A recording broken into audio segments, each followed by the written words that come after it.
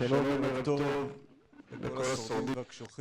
and good evening to those of you who are tough enough to survive. I promise you that this will be the last panel. It's going to be short and succinct and will address the implications of the legal reform or the regime revolution, as it was referred to earlier, its impact on national security and the broader context of national security, but mainly on security issues. But of course, we cannot start this discussion without addressing what's happening outside. We are after a complex period of terror attacks and victims, and things have flared up in the Palestinian arena, and it seems that we could even be heading towards a new intifada.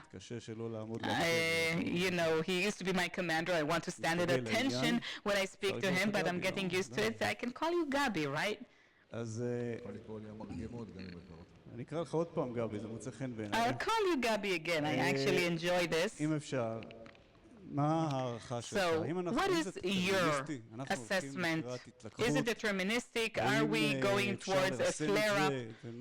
Can we curb this? And what's your recommendation in order to shift us from this collision course we seem to be on? First of all, thank you very much. This is an opportunity as a consumer of the Institute and its products. It's a wonderful opportunity to thank you for all your research papers and your thinking outputs, and also the impact of the strategic thinking on the state of Israel is so well done on your good job. Yesterday I read your situation estimate, as I always do. Well, the situation is definitely volatile and flammable, and it's not for the first time.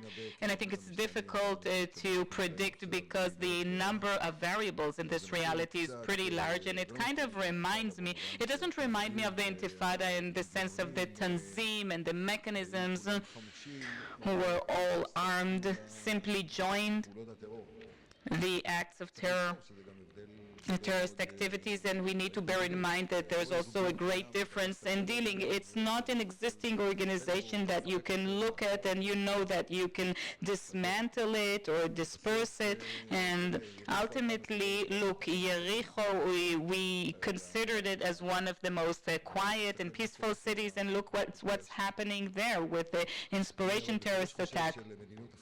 But I definitely think that our use of force policy definitely has an influence on the situation. And let me give you an example so you can think about it. If the most recent attack in Nablus wouldn't have been against a ticking bomb, something was ticking there, and I don't know exactly what the circumstances were.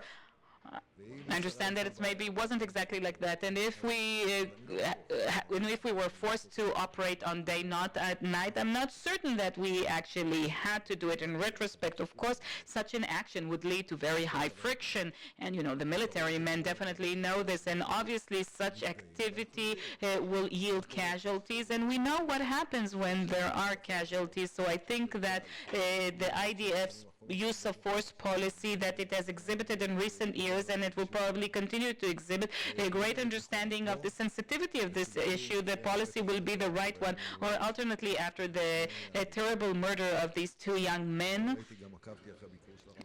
I also followed up on the visit of the Chief of General Staff. I think that perhaps if we could have prevented this terrible pogrom in Hawara that we saw, it could have mitigated. I think that if these two examples, if they won't be repeated, if we will see wherever it's possible, better use or more smarter use of force by the IDF and our leadership, both the political leadership as well as the echelon which supervises the military. If we see more vigorous activities vis-a-vis all the elements which are in action, if we'll see that they are arrested and questioned, maybe this will have an effect. And I think something We shouldn't avoid, and there were such suggestions, and they prevented in the cabinet, not to what we mustn't do, not to distinguish between the terrorists and the general Palestinian population. I think the IDF managed to explain to the political echelons regarding various proposals that came up that it would be the wrong policy. But of course, that doesn't guarantee. I mean, if while we speak there will be a serious terror attack and a Molotov cocktail will, light up a bus or will hit a bus and set it on fire, are we necessarily on the verge of an intifada? I don't think so.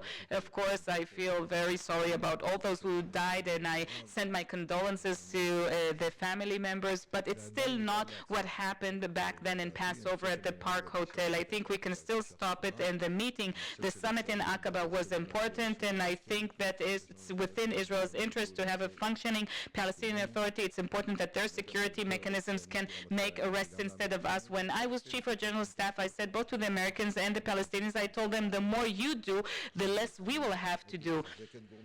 And I would further reinforce and strengthen the Palestinian Authority agencies and give them more capabilities, whether it's equipment. I think it's in Israeli interest. I prefer the Palestinians to arrest the members of the Lion's Den at Balata and not any elite commando unit. This, alongside other measures such as the separation fence and other things that have been mentioned, I think these can cool things down, and most importantly, Jerusalem. I think that what they're currently doing in East Jerusalem, the government, if we do a cost-benefit analysis, I don't think it's the right measures. I don't know if everybody's aware of what's happening. You know that tens of thousands of people enter Jerusalem from East Jerusalem to work in our city, where we drink our coffee at restaurants, hotels, hospitals, the Shaarei Tzedek Hospital, the Hadassah Hospital.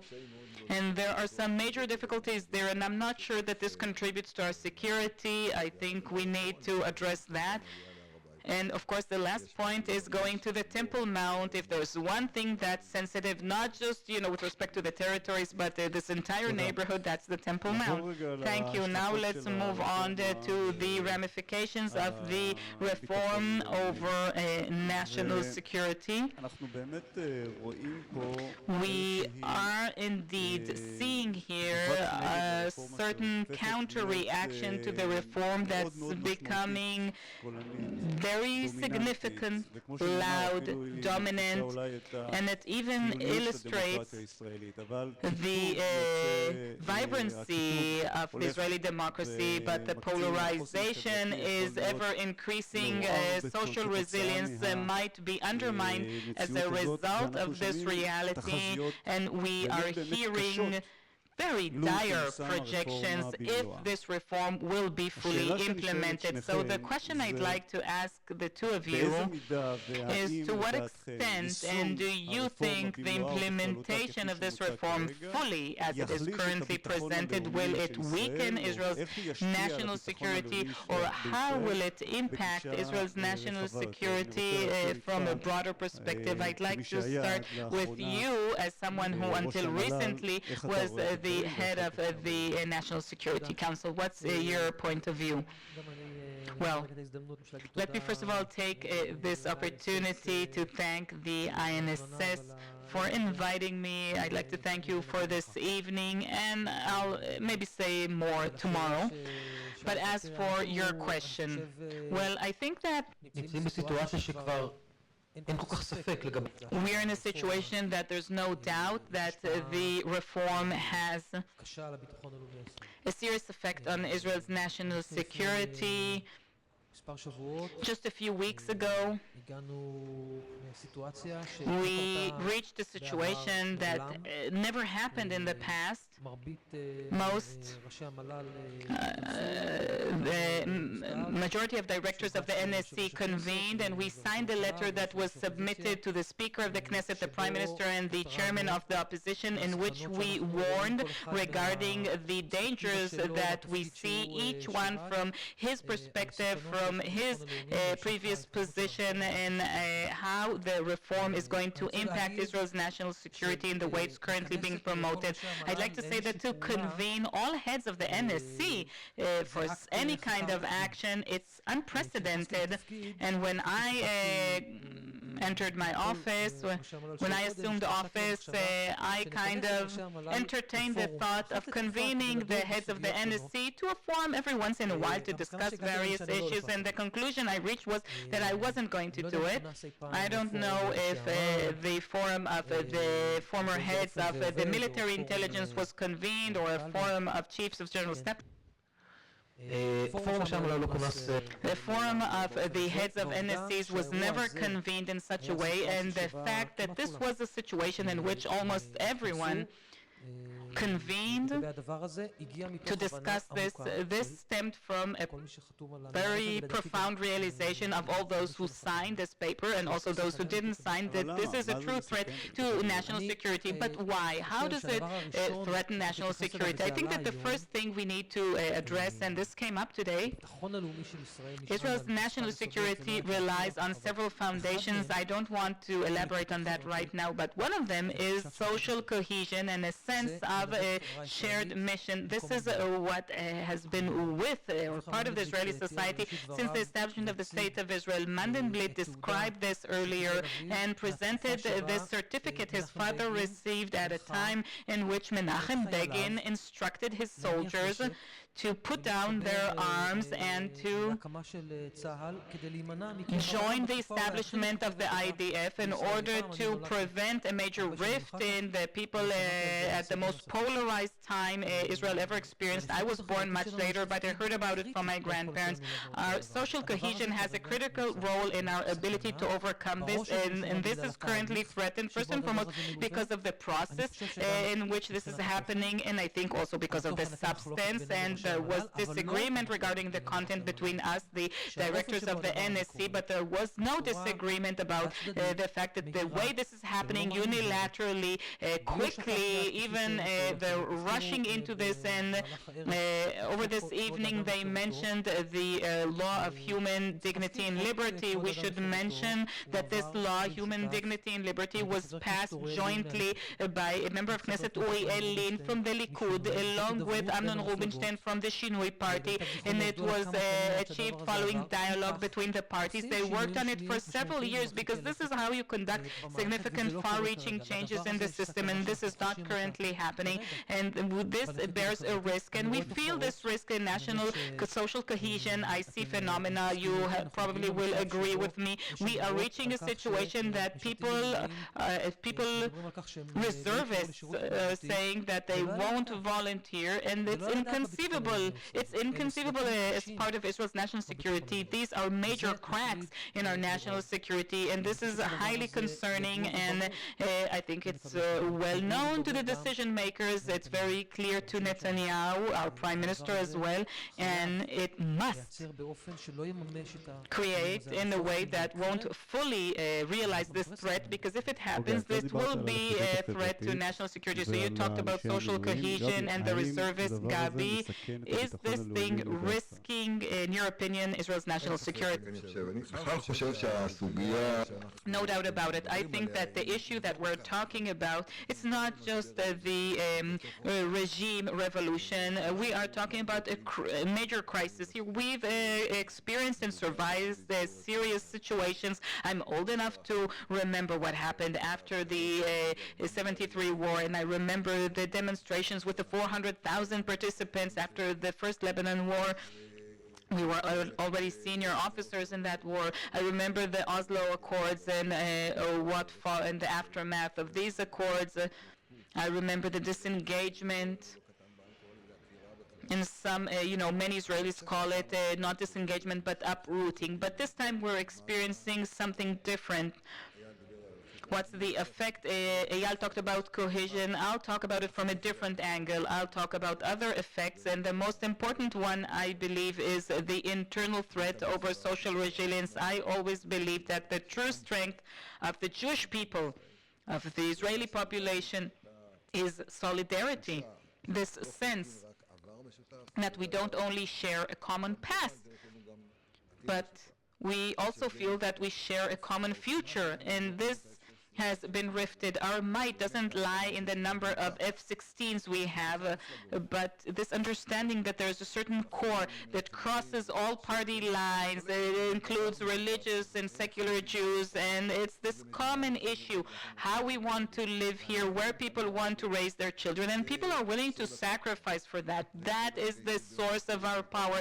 This is why everybody mobilized in the 73 war, and this was the last time there was an existential war, because it was clear to everyone what would happen if the Syrians conquered the Golan Heights, or in the south what would happen.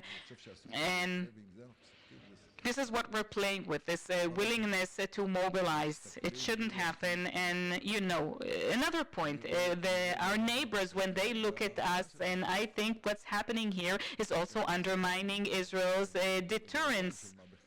These are major issues.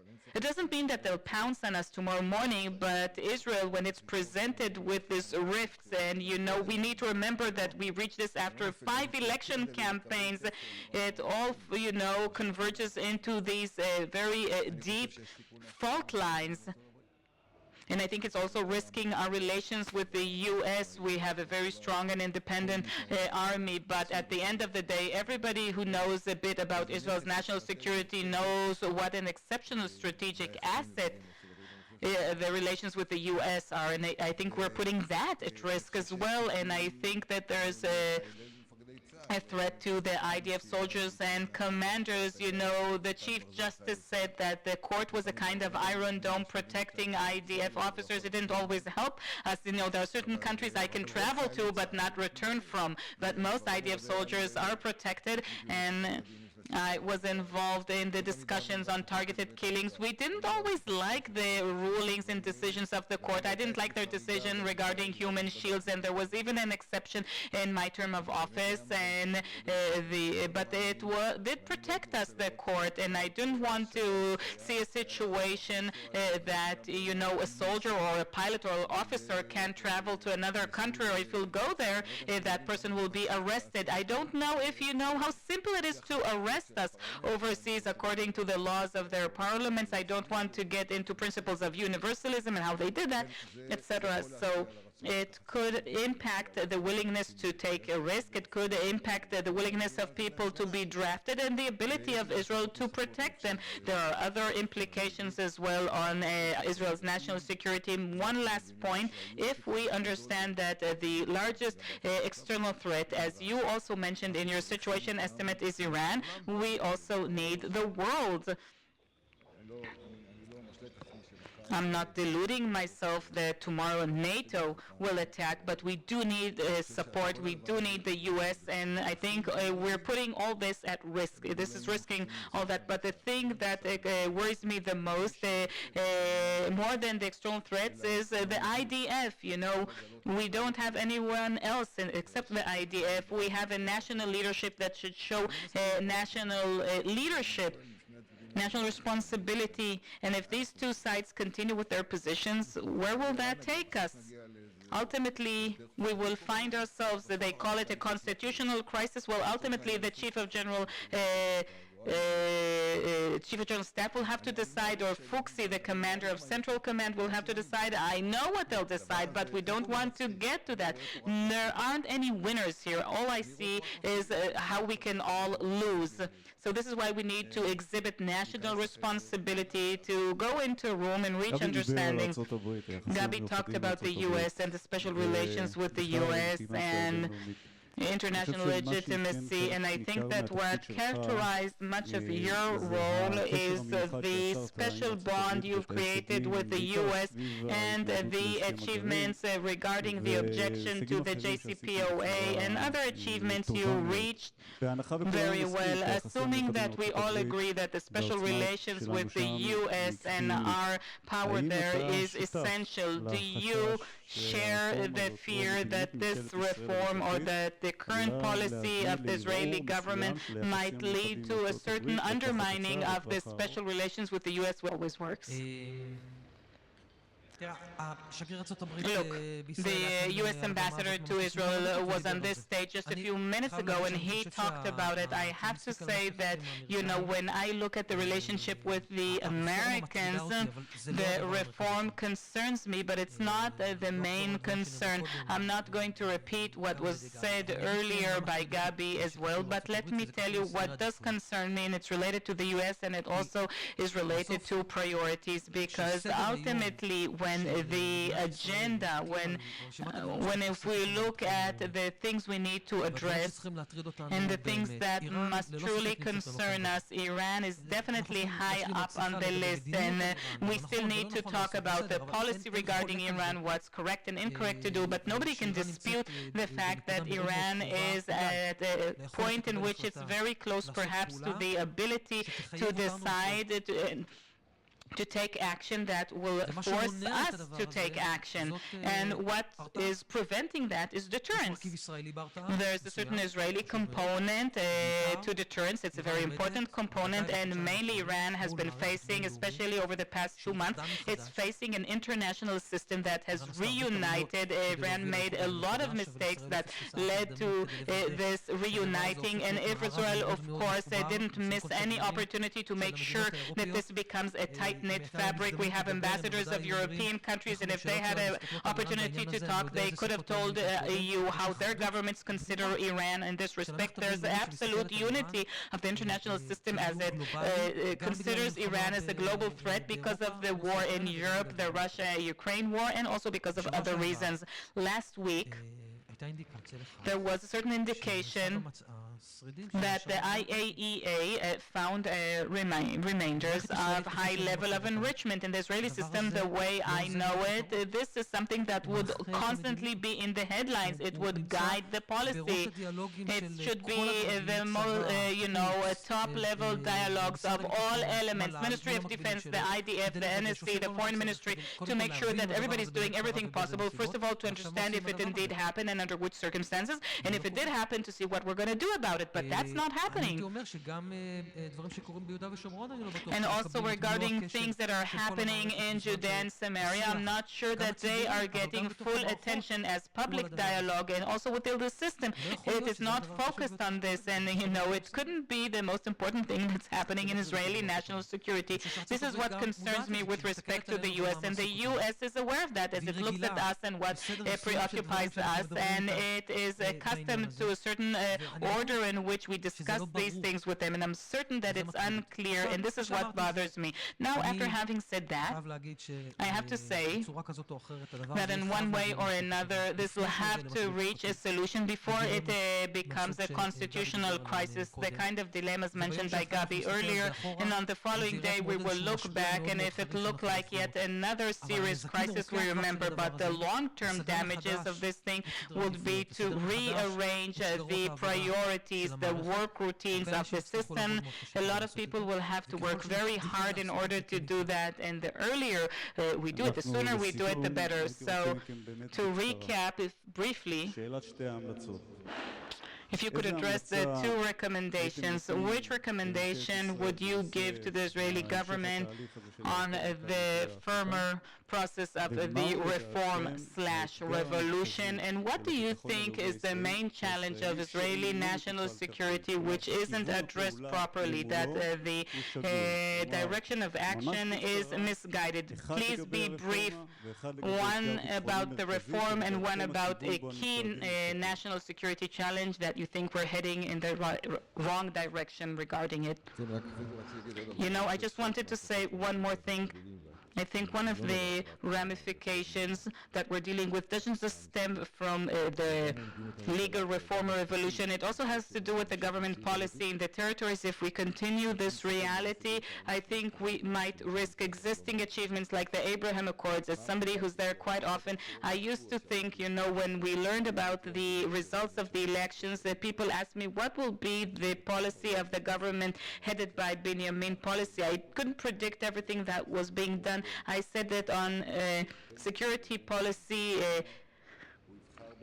if Netanyahu has to choose between Ben Gvir and Ben Salman, he'll choose Ben Salman. And I'm not sure about that today. I'm speaking in respect of policy. If you want to bring the Saudis, if you want to maintain the accords, you cannot, change the status quo, even if it's not.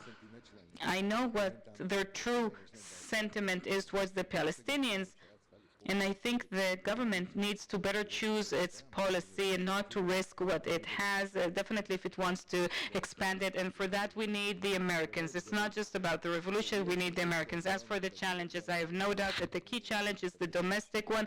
I insist on that. I'm not underestimating the Iranian challenge and the territories.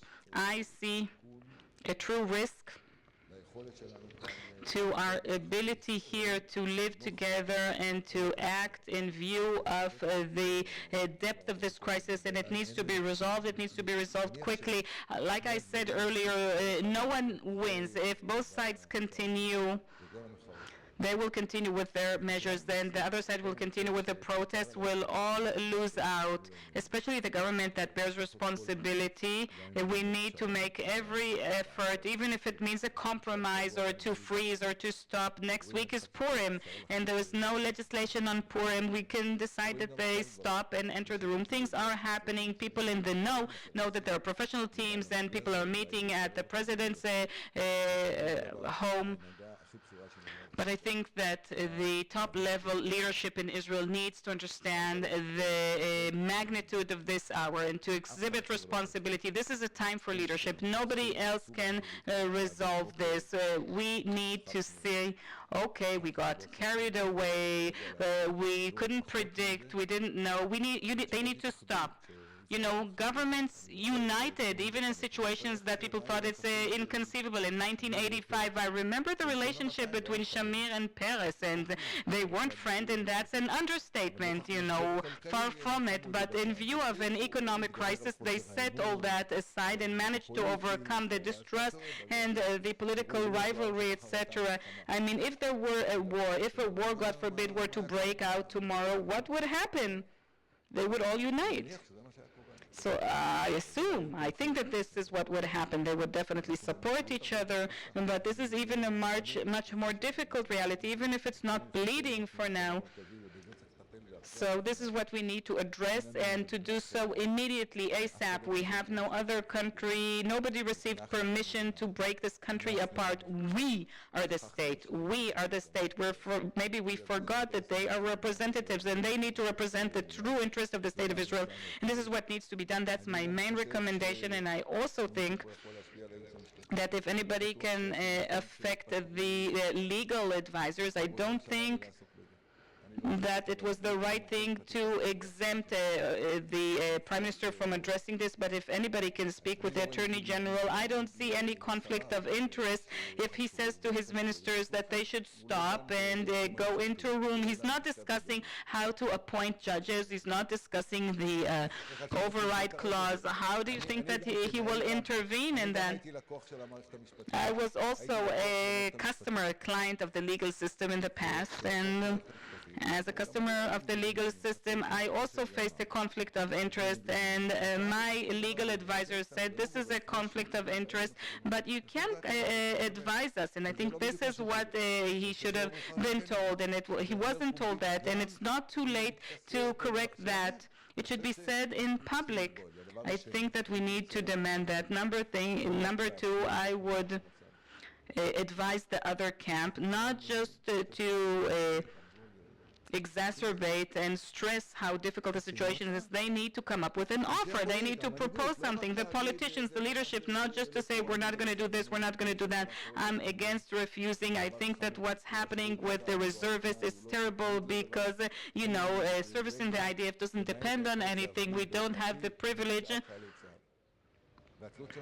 And our dependency on reservists, you know that. I don't need to explain to the people in this room how great that dependency is. We have basic components of our military might that rely mainly on reservists who come to do reserve duty every week where they serve.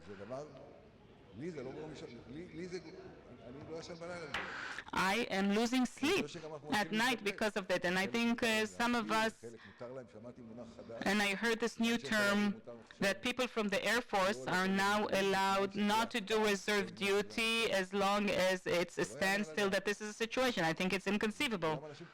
And they're all good men, so we tend to get confused about that, but I think that we simply need to come to our grips. I would accept the president's outline. I think we all need to intervene. At the end of the day, it's not too many people, 4 or 5 people who just need to decide. This is a country, and the situation is now quite dangerous. It's not too late. And if we reach a constitutional crisis, what will happen after that? I mean, we're all practical people. After we pay all the prices, it will be difficult to correct that. So I suggest we do it now. And if we founded a country here, it's because we were practical, pragmatic. What is Zionism at the end of the day? At the end of the day, we need to take action. We need to exhibit leadership and responsibility. Without that, I think we will reach places that we could have avoided reaching. 2 recommendations, Eyal, one regarding the reform and one about a security challenge. Regarding the reform, I think that the recommendation is quite in consensus, and it should be pretty clear at this point. We need to stop the process as it's happening currently. We need to, there are discussions being held in the President's House, and we need to turn this into public debates. We need to make sure that the coalition also accepts them, because these compromises will be significant. People talked earlier about the motivation behind these things, and to reach a situation that this thing is brought, it will be completed. I'm not sure that this was a top priority to address the legal system, but it's what they did. So if we're at this point, we need to complete this process in a way that was satisfactory and appropriate and not dangerous, so that we can address other issues. As for your second question, look, in the work plans of the NSC, and I can see several of my predecessors in this room addressing domestic threats, it wasn't on none of the agendas we faced. This wasn't a national security issue in the past. It's something that we perhaps took for granted. And when we did deal with it, it was more in nationalist aspects. Definitely after Guardian of the Walls, I addressed these issues over the past 18 months. It's something very profound we need to address, and I'm concerned. I'm worried. It's tempting to say that there's a challenge with Iran and the Ramadan that will happen in 2 weeks' time. Of course, these are significant challenges, but I think that the big challenge, assuming that we can come out of this situation without a constitutional crisis, is to mend, the broken pieces and bring everyone together. Thank you very much, gentlemen. This was fascinating.